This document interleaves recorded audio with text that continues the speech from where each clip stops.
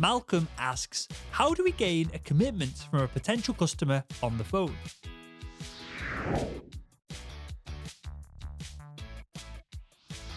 The best way to gain commitment from a potential customer on the phone is to ask for the commitment.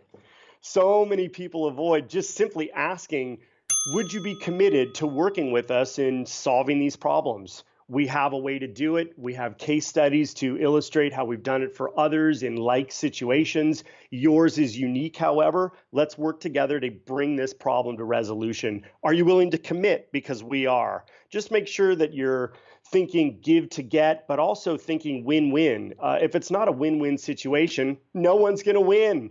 So have that right mindset when you're asking for a commitment from your prospects and customers. I think my view on gaining commitment is there aren't any tips or tricks or tactics that are going to, trick a business customer into saying yes. Maybe that works that if you're at the county fair or the used car salesman that's going to trick you into making that commitment today because you think you're getting a great deal.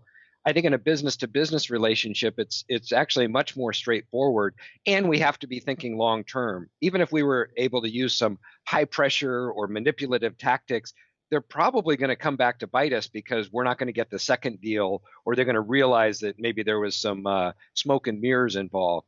So in my view, and what we teach actually in our training is a simple ask model. We want to align with their priorities. So make sure we're aligned, recap what it is that we understand they're trying to do, secure the commitment, simply asking for it. Can I send over the proposal today and can we review it? If I get you the proposal and the agreement, are we able to sign it by Friday? Does this make sense? And a great commitment is just to really make sure we understand their needs and we're asking for it. Urgency can be very valuable if it's not high pressure to say, you said you wanted to get started next month. In order to do that, we probably have to get this wrapped up this week. Does that make sense? Great. So get their buy-in to that. And then the final piece, so ask, right? Align, secure, and the K is keep the commitment alive. And what we mean by that is once they say yes, make sure we know exactly what the next steps are to finalize that agreement, to get the purchase order, to get the contract in place, whatever that is. Let's make sure we know those steps. We book a kickoff meeting or whatever that looks like, or the shipping information. We've really made it very easy for them to say yes, and that there's no guesswork left after we do. So in summary, I think we should just ask for it. Once we get aligned and we've gone through the sales cycle, when we think they're ready to buy, ask for the commitment and get their feedback. To get a commitment, the person's got to give a shit, right? They've got to, one of two things. They've got to know, like, and trust you before they pick up the phone, because it's very difficult to do this in a 10, 15, 20-minute conversation. It's very difficult to build trust and rapport. Some people can do it, but that's down to charisma. That's down to rapport building. That is down to knowing things like NLP, all stuff we talk about within the sales school.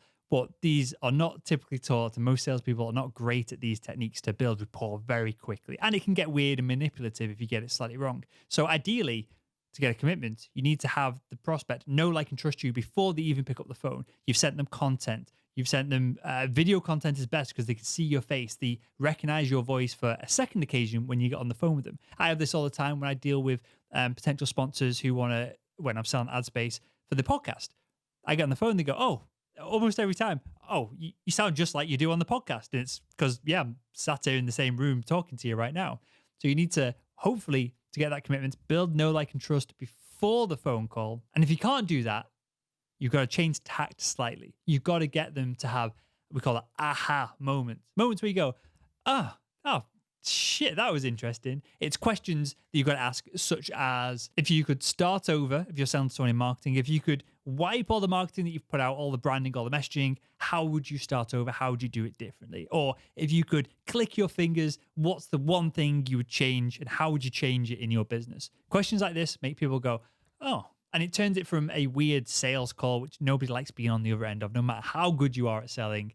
Don't give me that shit. No one likes sales calls. They're always weird. And it turns it into a consultative conversation. It turns it into, forget consultative, it just turns it into a conversation. That's how you get that next commitment. Because the person, if you ask questions like this, are going to be looking forward to you ringing them back up in a week's time to follow up on whatever you're selling? We ask. I think it's very simple that we earn the right to ask. And I think that the ask doesn't have to be, sometimes we have to be able to draw that out from the customer. So in other words, we have to ask a number of questions as we're going through. I think too often we're doing way too much presenting and not enough checking in. So I might say, hey, Will, how does that sound?